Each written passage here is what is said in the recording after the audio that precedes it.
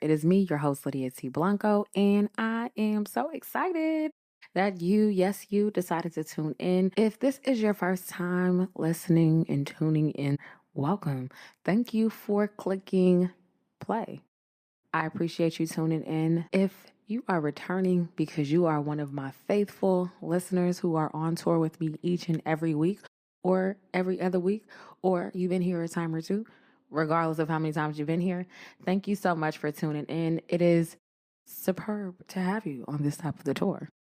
Somehow we are already in the 12th and final month in a year. Can you believe that it is December? I'm not stressed. I'm really not. I'm playing. Everybody needs a 5-year plan. The truth remains that it is the holidays. I don't know what the holidays are like for you, but for me, they are often a little touchy. So much has happened over the years, and I've grown to love the holidays, but it has been a journey. It has been a process remaining jovial over the holidays, no matter what has happened. And that's really what I want to talk about on this stop of the tour. Yes, there's this great holiday peg, but I really want us to dig deeply into the idea of being the joy you need this holiday season. So let's jump right into it. Growing up, I loved the holidays. I mean, I loved the holidays. I loved Christmas. I loved everything about it. I really liked the little dresses we got to wear at my tia's house during the holidays. We always had like a little cute little outfit.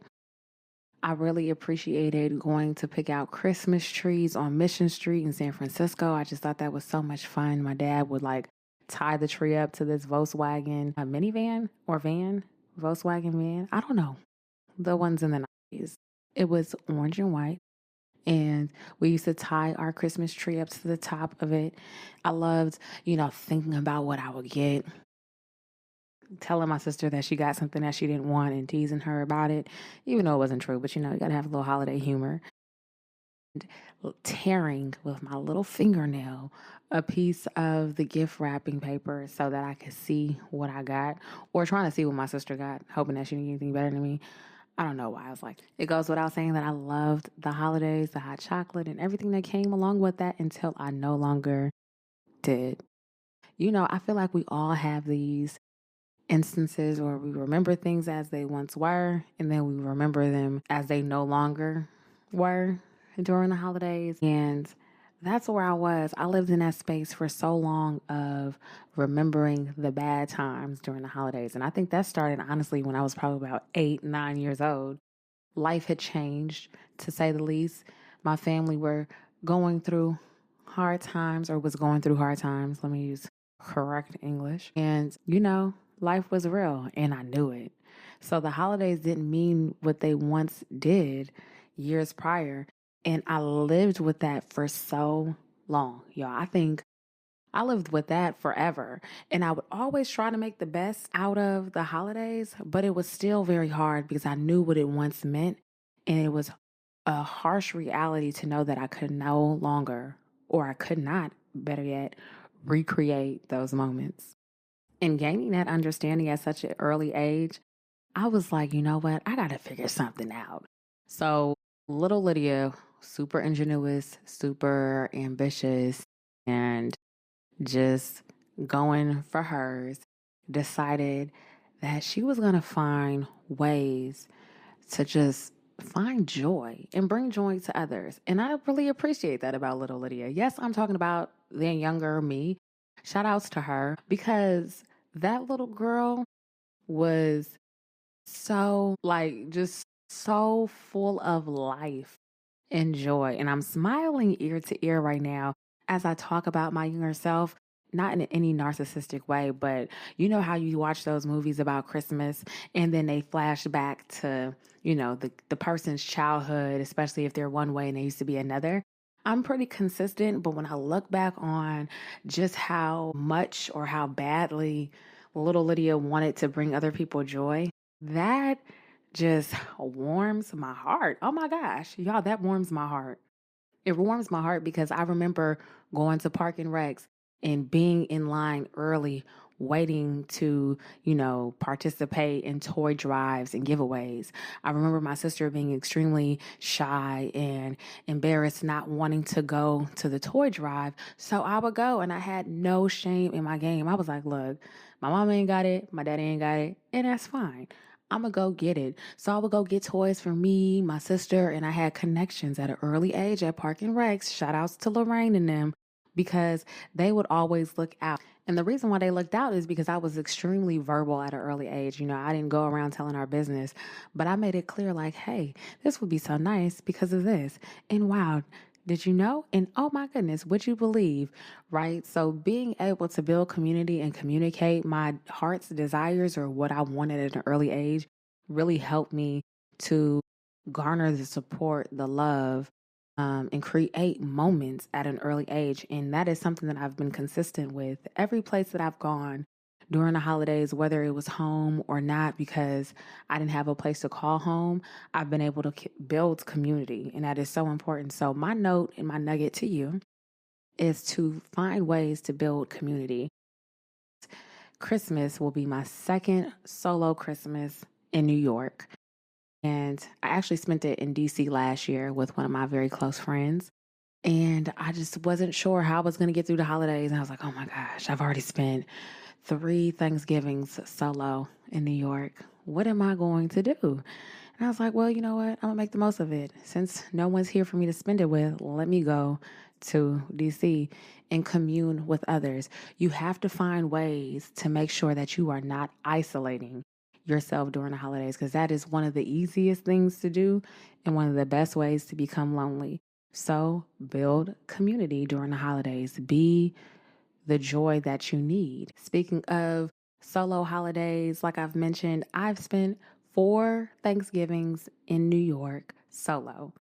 This year included, I spent Thanksgiving by myself, and I wasn't sure of like exactly what I was going to do. I was like, I'm going to go see Queen and Slim. I'm going to do this. Let me tell you something. I cooked.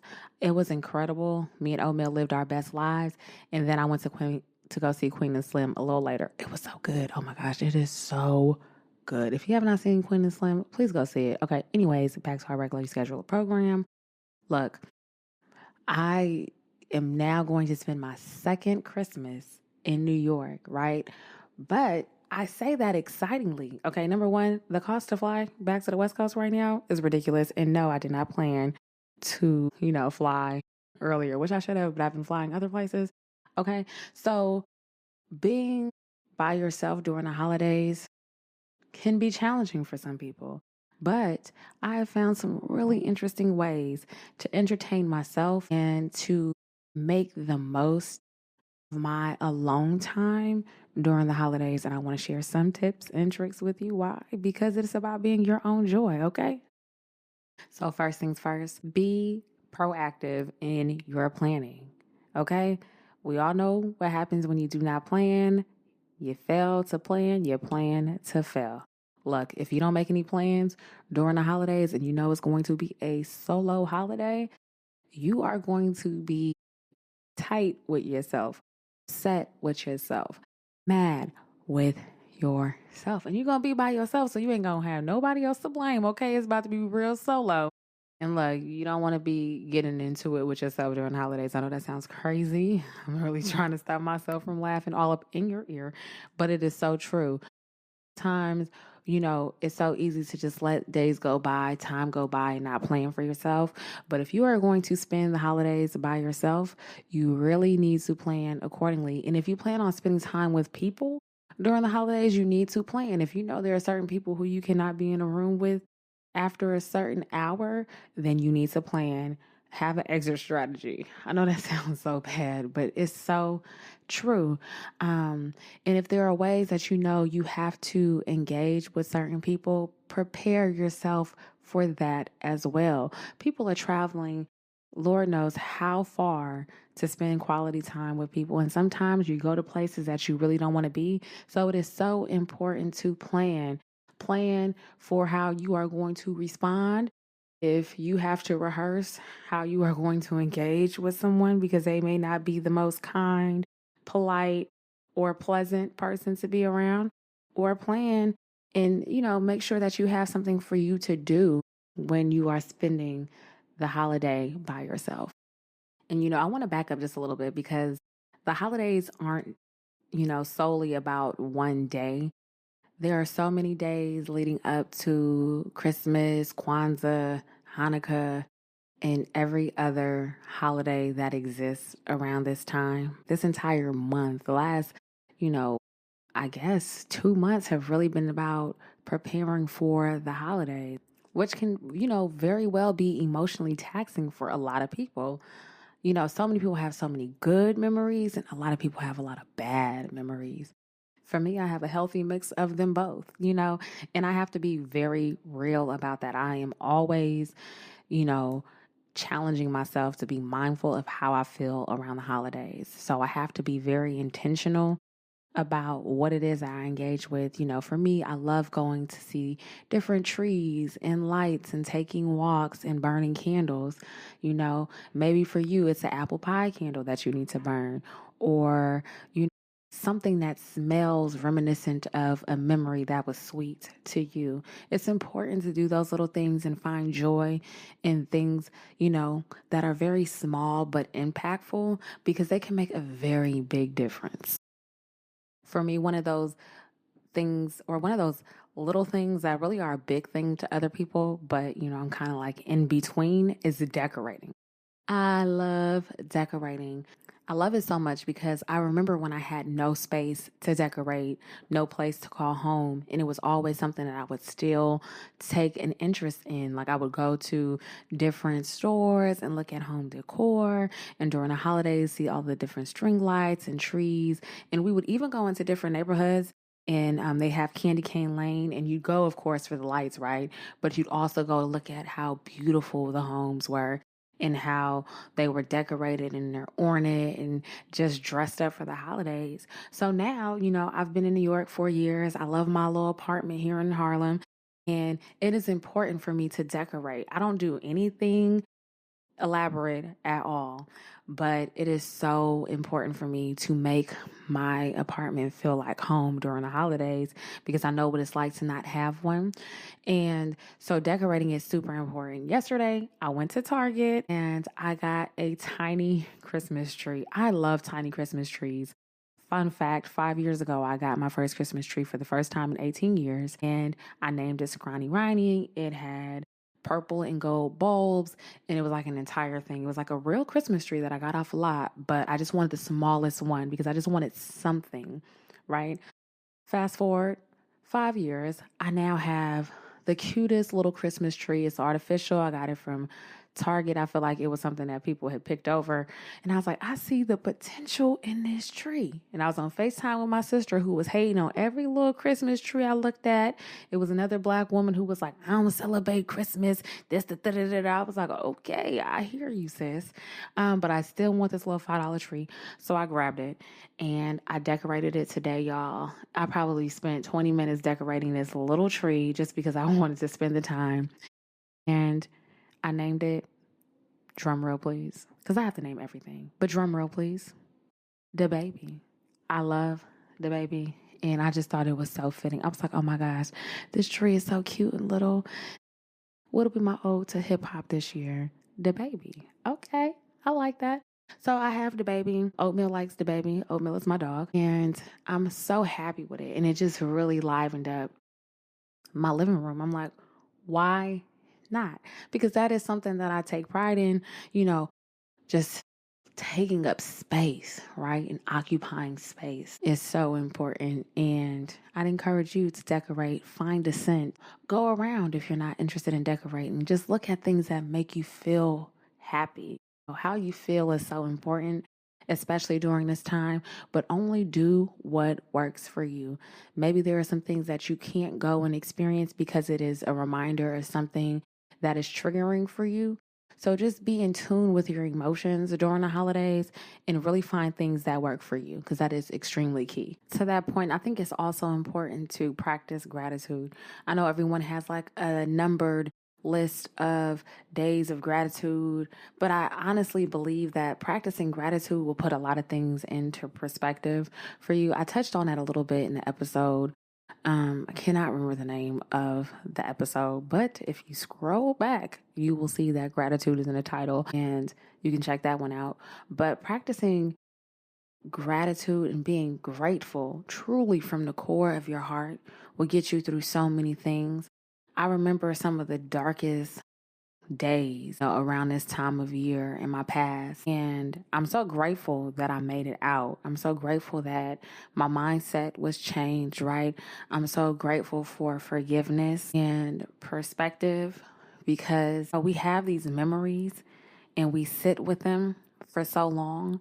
And I think we just tend to remember things as they are without considering all of the factors or how other people may have, interpreted those moments. And when we sit and we reflect, that gives us an opportunity to be grateful. You know, our memory is truly a gift. And when we take the time to sit down and reflect and write and, just work through those moments, even as they are memories, I feel like there's a lot of opportunity for growth that comes with that, especially when that's coupled with gratitude, growth and healing. So, as I, went through high school and college, I remember spending the holidays with my cousins side of the family. And, it was so much fun. My Aunt Bob would be there. We would dance in the living room. I mean, every Black holiday Christmas album would be played. And there would be so many people sitting in one space, paper plates everywhere, desserts, sugary drinks, everything. We just had so much fun walking back and forth to the corner gas station because that was the only store that was open. And it would just be so lit on International in Oakland. I know it does not sound like anything is lit on International in Oakland, but it's true. It's lit all the time. Okay, anyways, so I would just have these great experiences with my family, and I was so grateful for those moments. And at one point, my cousin moved right across the street from my aunt, which was her mother, and it was so sweet. In the spirit of building community, there was a couple that my sister and I had met at a tech event in the Bay, and they were from North Carolina. And the other one, her now husband, was from like Barbados or the Bahamas or Bermuda, some island with a beach. And we invited them over. So we had this great time. It was such a good time. And none of us knew that the next year would be the last year with my cousin, who actually, or 2 years later, actually, she passed away on Christmas. It was one of the most heartbreaking mornings of my life. I remember traveling from New York and I was sleeping in my mom's bed just because I'm, still the youngest child and I do things like that. And getting a call. And I thought my cousins were joking. I'm like, why would you call me on Christmas and say something like that? Like, why would you do that? And it was not a joke. It was true. And it was so heartbreaking to lose my cousin Serena. She actually had heart failure on Christmas morning. And I say this to say you have to cherish the moments that you have with people, right? We went from one holiday season to just loving on her, sitting on her couch, jumping on one another, drinking coffee with sweet Italian creamer back to back, just hyping ourselves up, caffeinating ourselves, to her no longer being here. So whoever is tuned in and whoever is feeling that tug to spend more time with someone, I'd say do it. And I'd also encourage you not to wait until a certain time of year to make it happen. I was having a conversation earlier with someone, and I was like, honestly, I feel like an afterthought sometimes in New York because I've been here for so long, but people rarely travel because I'm always on the road. So people use that as an excuse to not come here or to not think of coming here or meeting me where I am. And it wasn't an emotions based conversation, it was just factual. But now, as I'm having this conversation, I just want to encourage you all to take the initiative to build relationships or spend quality time with people beyond the holidays. And I also encourage you, if you feel the need to verbalize to someone who you love that they need to make more of an effort, now is the perfect time to do it. Now, it may be a little late if you're on one coast and they're on the next and they, can't get to you, you know, ticket fares and all this other stuff. But I urge you to speak up for yourself and, you know, Tell that person or those people how you feel. Maybe that may bring you joy, speaking up for yourself. But most definitely spend time with people, quality time with people, 365. Because you never know how much time you have with someone. And I know during the holidays, it can be really challenging for people because they have lost someone. To that person, I would say just really think of the good times that you've had with that person. Do things that remind you of them. On Christmas Day, I will have a cup of coffee and I have sweet Italian cream in my refrigerator so that I can have some and remember Serena, because that was one of the last hot drinks that we shared together.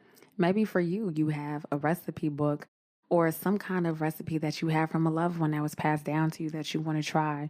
Maybe it's baking with a friend or a family member, going out for hot drinks like cider, hot chocolate, maybe frozen hot chocolate or ice cream, because this is really a good time to eat ice cream, contrary to popular belief. The winter is the best time to eat chocolate. You don't get all thirsty and it doesn't run as fast.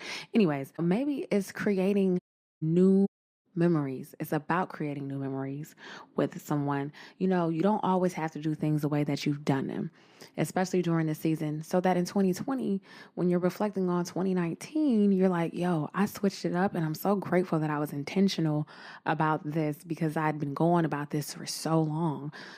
Create new memories and form new habits. Giving back also just is something that always warms my heart during the holidays.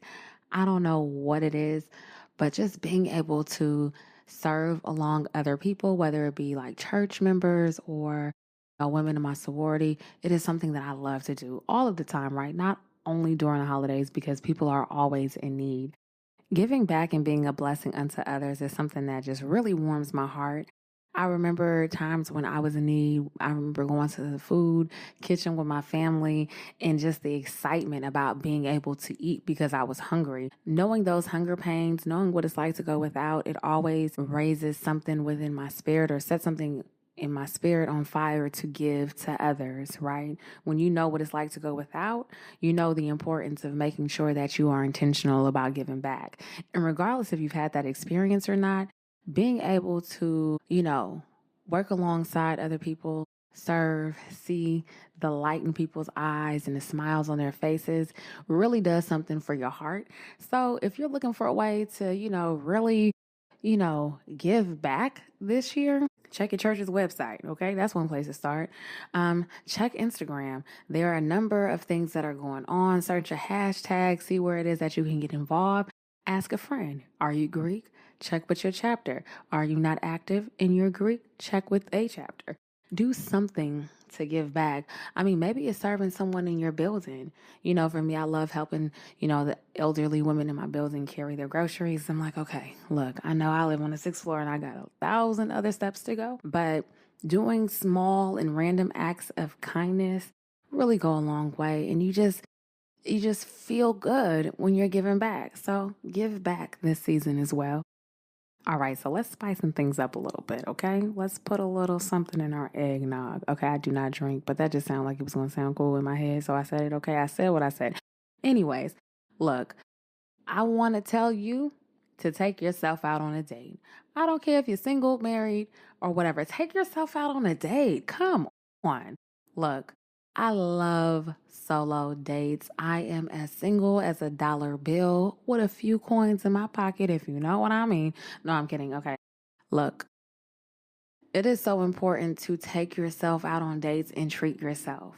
And I think that this is the perfect time to do it. Yes, you will see other people sipping hot chocolate together, holding hands, and maybe someone's hands in someone else's pocket. I don't know, people. I'm just saying. But it is so important to take yourself out on a date. Do something for yourself this season. Maybe it's that you can't rely on somebody to do something for you. Do it for yourself. Hello. That's why you have you, okay? Just, take yourself to get a hot drink. Go on a walk. Take some deep breaths. Try something you haven't tried before. It is so important to spend quality time with yourself.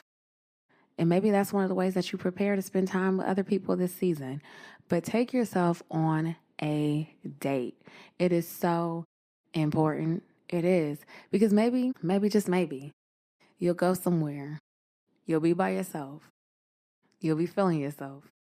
And you'll run into that person. I don't know. I'm just trying to spread a little holiday cheer, y'all. That, and I've been watching so many rom coms, holiday rom coms, that I'm so hopeful right now, okay? Because 'tis the season to be loved. Are you ready? I don't know. I'm just saying. I told you it was time to spice things up. Anyways, I'm gonna back up from the mic and get all up out your ear. But I think that I have shared a number of things, and I hope that you all find them helpful. As I wrap up this episode, I think that it is important to say that being the joy that you need requires all of you. I mean, all of you. I believe that you have everything you need, and it is the commitment that you need to make to yourself to be the joy, the peace, the happiness, the freedom, and everything else that you need. You are enough and you have enough. Be the joy that you need. But you know what? I also want you to be the best gift you can give yourself this year. I know, it's you, but be the best gift that you can give yourself. I don't know where that's coming from, my heart, but I don't know why that was placed on my heart. There are so many things that we ask for and think that we need.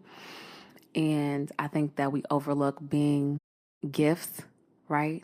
I don't know what your packaging looks like. If you have a bow or if you got damaged during, you know, the process of you getting from one place to the next. Beyond all of that, be your best gift this season. This is something that I needed to speak about for myself as well because 'tis the season, okay? And I really hope that on this stop of the tour that you got some nuggets and some tools to help you through this season. Maybe you already have everything you need, maybe you don't. But I hope that you got something for yourself, something that you can share, something that you can gift to someone else. And look, I know we're a couple of weeks away, but happy holidays and thank you for being with me on tour and giving me the gift of your time and attention. Y'all are the best. It has been real. Until the next time, peace.